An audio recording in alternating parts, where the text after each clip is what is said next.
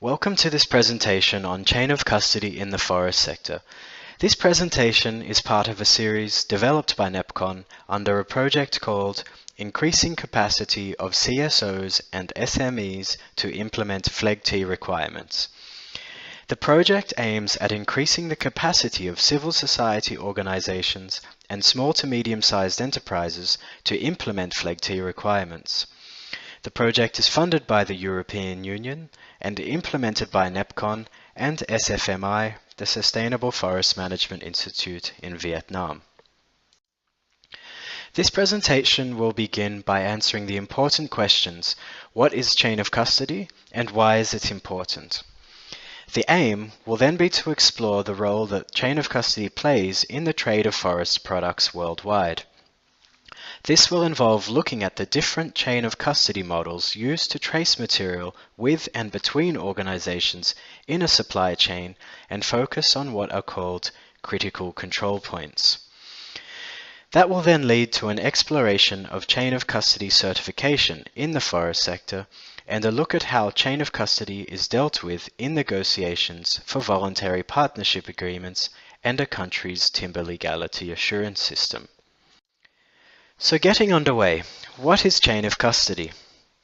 When discussing supply chains, chain of custody refers to all steps within a supply chain that take possession of a particular product.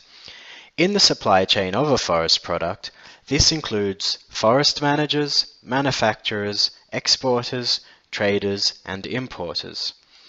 On the slide, we have an example supply chain with 4 steps in it, from the forest to the sawmill, to a furniture maker, and then finally to a distributor. Within the forest and timber sector, the term chain of custody has most often been used to refer to chain of custody control systems that are implemented to support forest management certification and allow claims to be made about the certified source of a forest product. These claims relate to the management of the forest that the products come from, that the forest either has sustainable forest management or legality certification. Chain of custody certification provides a link between a forest and the claim about the management of the forest that a consumer can see on a final product. Chain of custody consists of a system in operation to enable this, but it also needs to consist of evidence of the implementation of that system. Here we look at how the 2 main forest certification schemes refer to chain of custody. FSC, the Forest Stewardship Council, refers to chain of custody as the path taken by materials from the forest to the consumer, including each stage of processing, transformation, manufacturing, storage, and transport, where progress to the next stage of the supply chain involves a change of ownership. PEFC, the Program for the Endorsement of Forest Certification, describes chain of custody as the process of handling of information on the origin of forest-based products, which allows the organization to make accurate and verifiable claims on the content of certified material. The importance of supply chain management and chain of custody comes from the desire to know more about the source of forest products in the marketplace. The purpose of controlling this chain of custody is therefore to provide evidence that a product originates from a particular source. For this to occur, the products must be able to be traced through the supply chain. It can be difficult to know the source of a product because of the complexity of many supply chains, but this just highlights the need for chain of custody. Efforts must be made to trace products through the chain and ensure they are not mixed or substituted with other unwanted products. In order to trace material through the supply chain, there are a number of different chain of custody models. One of these is called identity preservation, and this involves tracing products from their geographical origin, the country, region, or forest that they came from. Throughout the supply chain, the product is kept separate from the products of other geographic origins so that the origin can always be known. Another model is referred to as product segregation. While segregation is also used as part of identity preservation, the term segregation is most often used to refer to keeping products produced according to the same standard, segregated from products that haven't been. Such products may not be traced back to a common source, but they will carry a claim related to how they have been produced, be it sustainable or legal or something else. It is a way to know that an entire product contains 100% sustainable or legal material. This type of chain of custody is common among certification schemes of the forest sector, but also of others such as coffee, cocoa, and seafood. Also common in chain of custody systems of certification schemes is the mass balance system. Where it is difficult or perhaps even impossible to segregate materials at all times, mass balance systems introduce some flexibility to chain of custody. Mass balance systems allow not only mixing of material produced according to a common standard from different sources, but it also allows mixing with material that hasn't been certified or verified to the same standard. For example, in the case of sustainable forest management certification, material from certified forests can be mixed with material from non-certified forests. As the products move through the supply chain, accounts are kept for the volume ratios to ensure that the amount of certified products that are produced and enter the supply chain equals the amount or volume ratios of certified products sold to consumers. Only a certain percentage of the material in the supply chain can be sold with a claim, and only a portion of this material is certified.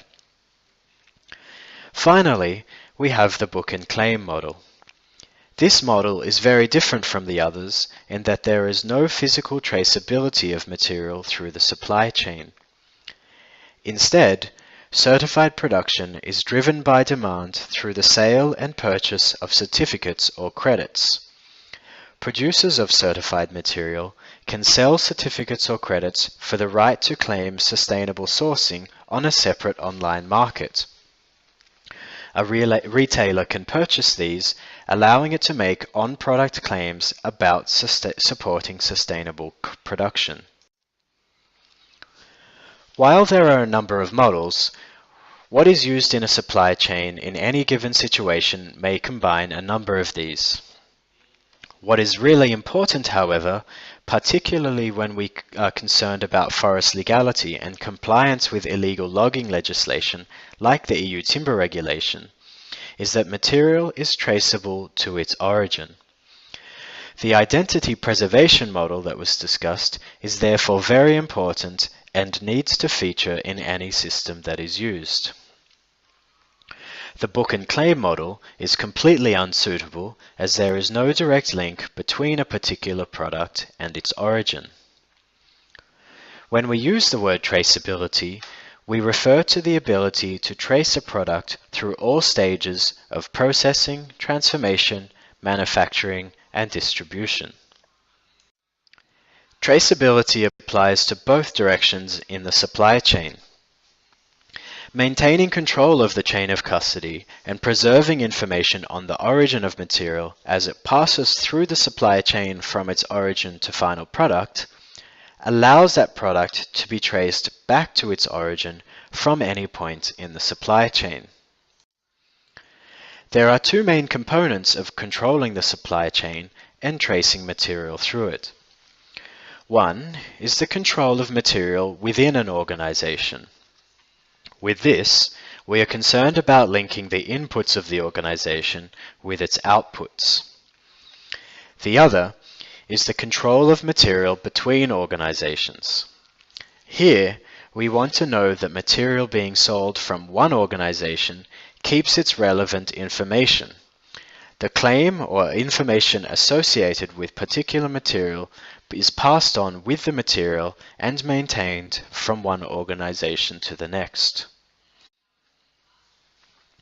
How easy it is to do this in practice very much depends on the complexity of the supply chain. Some supply chains may be very simple, with one original origin of the material and one player or actor at each point in the supply chain where the material is bought, sold, and possibly processed. Other supply chains may be much more complex, with several players at each stage. Traceability is much more difficult in these situations because not only is a lot more information needed, but there are a lot more chances for mixing or substitution of material. It becomes harder and harder to trace which organizations the material is being bought from and sold to, and with more processes going on, there is a greater risk of something going wrong. We'll now look at one component of traceability, chain of custody within an organization. At every stage of the supply chain, be it forest management, processing, or trading, uncontrolled mixing of material must be prevented by segregating material, ensuring that material is always identifiable, and maintaining documentation on all relevant activities. Breaking such a system down, elements are needed for controlling the sourcing of products, controlling production processes, controlling sales and dispatch, and controlling the use of claims and labeling. We will now look at segregation, identification, and documentation separately. Starting with segregation, verified legal or certified material needs to be kept segregated from material that is not verified or certified. Segregation means setting something or things apart from the rest or from each other, like to isolate or divide. Material with different claims or different origins needs to be kept physically separate from other material. This can be done in both time and space. With space, different groups of material can be held or owned at the same time, but kept physically separate in different areas. For example, a log yard can have different sections where different groups of material are kept. Material can also be separated by time, with batches of different material groups being owned, held, or processed, etc. at different times. A log yard may hold some certified material before transporting it away, and then taking non-certified logs and later transporting those. When material is segregated, it is of course very important to be able to identify the material. There are a variety of ways that material can be identified, for example with particular marks that may involve painting the material with different colors or attaching labels.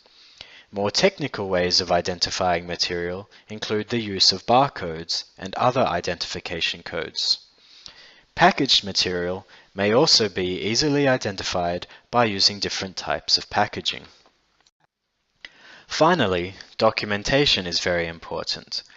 There needs to be a record of the material or products coming in under the ownership or custody of an organization and going out from that organization. Records of operations are also needed to know what is being done with material while it is under the possession of the organization. Of course, documentation also needs to include information about the material, namely its origin.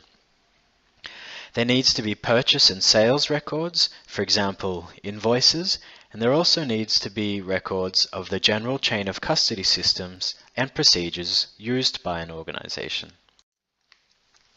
To maintain traceability between organizations, claims and information associated with products needs to be linked through each change of ownership of those products.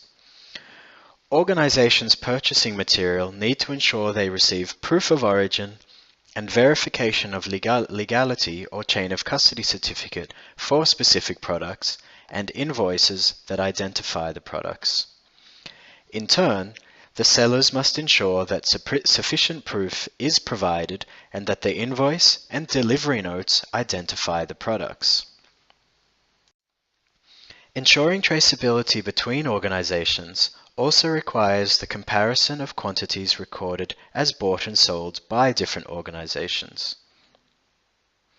For example, on this slide we have one organization, represented by the letter A, selling material to another organization, represented by the letter B.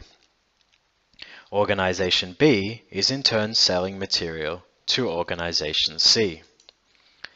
The quantity recorded as sold by Organization A to Organization B must be the same as what Organization B records as bought from Organization A. The same then applies to the records for the sale and purchase between Organizations B and C. Moving on, key to managing any chain of custody system and ensuring traceability of material is managing critical control points. Critical control points are stages in the supply chain where uncertified material or uncontrolled material could enter the supply chain through simple addition or through substitution of certified or controlled material. In any supply chain, it is important that critical control points are identified and that a method to control them is established. Examples of common critical control points are the point at which products are received by an organization, storage areas, and production lines, particularly those that involve material from different sources. To manage or control critical control points, the same methods normally used to maintain traceability need to be employed. Therefore, different techniques and combinations of techniques to identify, segregate, and document material need to be used.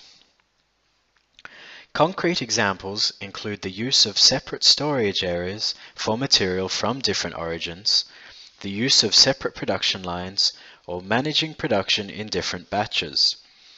Special attention may need to be paid to using clear identifying marks and labels and using unique codes. Attention will also likely need to be paid to not only maintaining records, but conducting checks on them, including for reconciling quantities as they are processed using conversion factors. For the next part of this presentation, we will look at chain of custody certification. Credible chain of custody certification supports the truthfulness of claims and labels made on products. Chain of custody certification has been quite popular in the forest sector. It has been used to provide the link between certified forests and the products derived from them, so that the products can be sold with claims and corresponding labels about the management and certification of the forests they come from. It's therefore a very useful tool to take information to consumers, allowing them, as well as companies in the supply chain, the opportunity to prefer and choose products that have been produced in a responsible way. The idea is that this can create a competitive advantage for such products based on market demand. Possible benefits of chain of custody certification include improved market share and access to markets, recognition of companies using certified products as market leaders, a demonstrated commitment to responsible forestry, benefits for the forests themselves, verification of the sources, improved relationship between companies, and a long-term supply of quality forest products. There are specific rules for which organizations in the supply chain that chain of custody certification shall apply to. Basically, all organizations in the supply chain that have legal ownership of certified products and perform one or more of the following activities require certification for a product to continue to carry a claim and eventually be labeled for the final consumer. The activities are: 1. Pass on the certification claim to subsequent customers through sales and delivery documents. Apply the certification label on product, and process or transform certified products, for example, manufacturing, repackaging, relabeling, and adding other forest-based components to the product. Organizations that don't perform one of those activities and therefore don't need chain of custody certification include retailers that sell products to the end users of those products, the end users themselves, be they organizations or individuals, and organizations that provide services to certified organizations without taking legal ownership of the certified products. This includes agents arranging the trade of certified products, logistics companies that transport or temporarily store certified products, and contractors operating under an outsourcing agreement. Three main models or methodologies are used by the main forest chain of custody certification schemes. By far, the simplest of these is the transfer or segregation model that just requires certified and non-certified material to be kept separate by time or space. When this is done, the claim that came with the input material is simply transferred to the output. More complex are the percentage and credit-based claims systems. These are variations of the mass balance method discussed near the beginning of the presentation. They involve the mixing of certified and non-certified material to have outputs that are mixed in terms of content.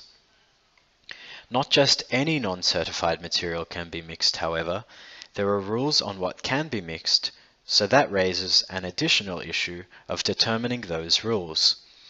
The FSC scheme sets rules for what is termed controlled wood, and the PEFC scheme has rules for non-controversial sources. To begin demonstrating the different methodologies, we'll use an example of a certified sawmill receiving different types of material. As I said on the previous slide, the transfer system or segregation system is the most straightforward. As the name suggests, certified material is simply kept segregated from non-certified material in all processing and transport processes. This is done so that the certified claim is transferred from the input to the output of that certified material. Moving on, percentage systems allow the mixing of certified and non-certified material and require the percentage of certified material to be monitored and recorded and passed on to other companies as part of the claim. This is important because the certification schemes have a minimum percentage threshold for the proportion of certified material before final outputs can be labeled. Above that threshold, all products can be labeled.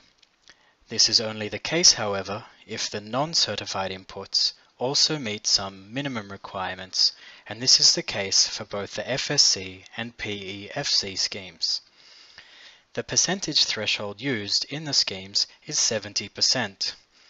The FSC scheme has a specific label for use when material is not 100% certified, called the mix label, while the PEFC scheme doesn't have a specific label.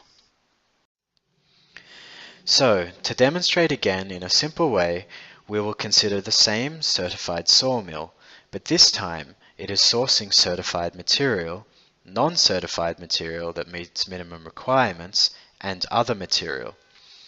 Again, the sawmill is using a segregation system to keep the other non-certified material completely separate. So our focus is on the top two inputs. Of the material that will have a certification claim applied to the final product, at least 70% needs to be certified, and the rest will be comprised by non-certified material that meets the minimum requirements for mixing. This material can be mixed in the sawmill, and the resulting products will be able to be labeled or carry a claim. In the FSC system, the claim would be FSC mix. The final system is volume credit. This system is more complex as there is no direct link between the certified inputs and the output that carries a claim or label. Certified input is mixed with other material, and only a certain proportion of the output, which itself only contains a portion of certified or verified material, can be sold with a claim. The volume of certified timber relates to the volume of output that can be labeled. This only works when any losses of material during the process are accounted for. Conversion factors need to be applied so that the credit outputs do truly match the certified inputs.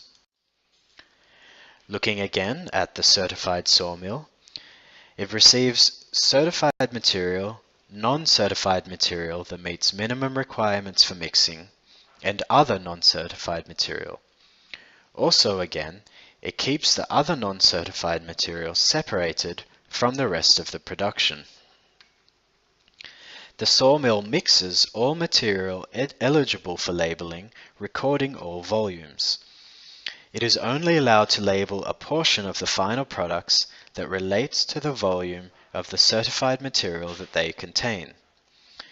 If instead of a sawmill we were looking at a trader, the volume of certified products would be the same as the volume that the trader bought.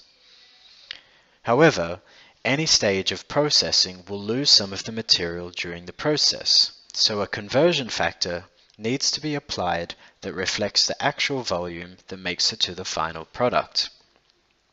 In our sawmill case, it may be that only 50% of the input material, logs, is turned into sawn wood, so the final volume of material that can be labeled is only half of the input volume.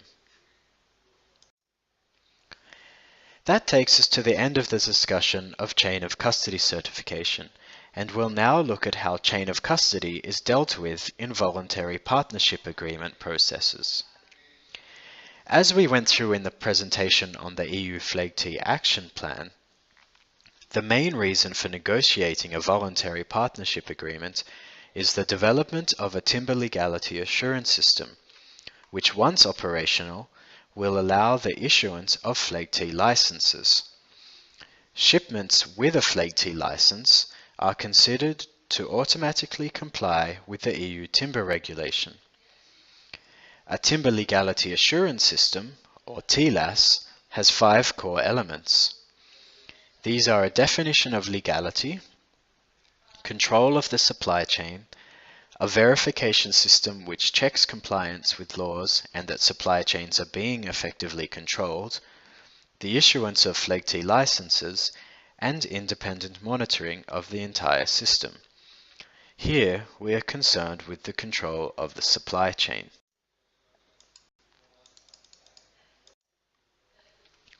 Within the control of the supply chain component, the TLAS needs to have rules for how all organizations in the supply chain trace material that is verified as legal in the system and ensure that material that isn't verified legal doesn't substitute or get mixed with it.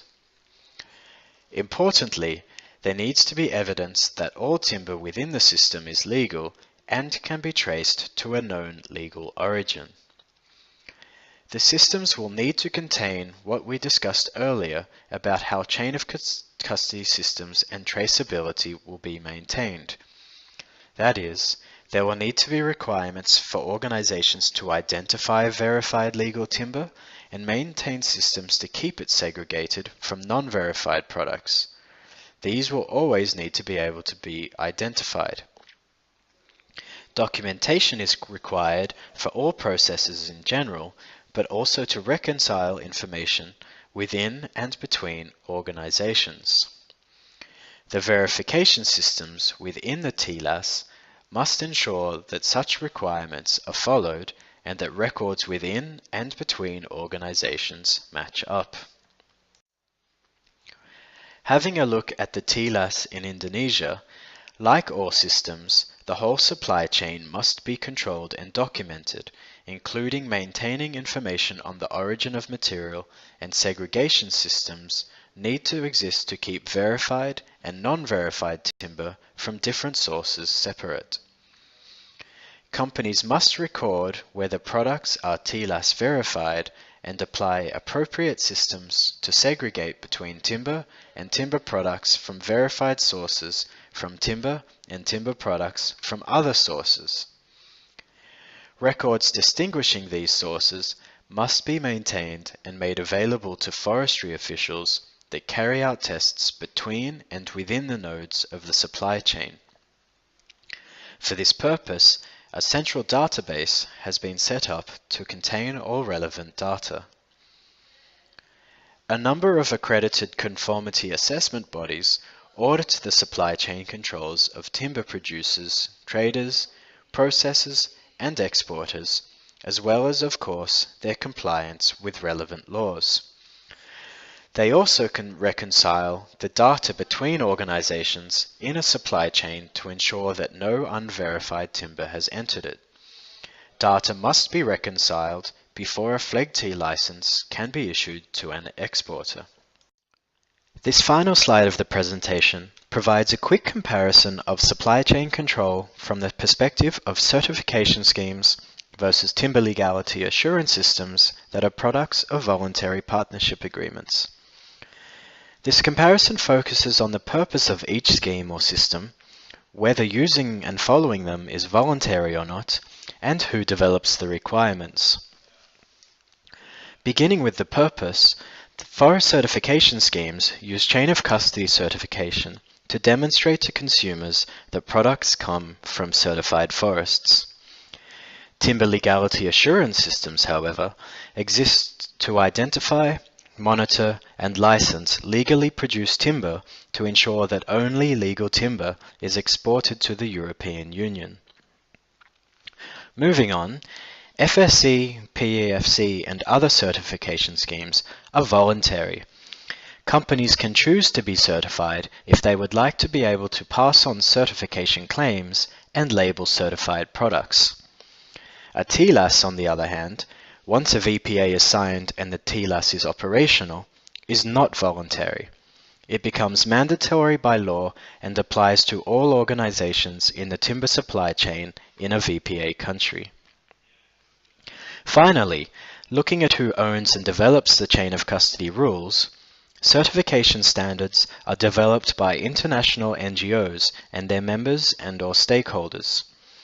In contrast, rules for controlling the supply chain in a TLAS are developed by the country that it will apply to.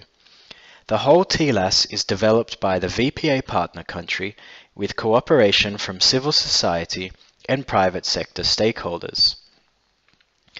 The VPA is negotiated and eventually agreed with the EU before it is signed by both parties. Bringing this presentation to a close, I'd like to thank you for watching. I hope it's been interesting and useful to you.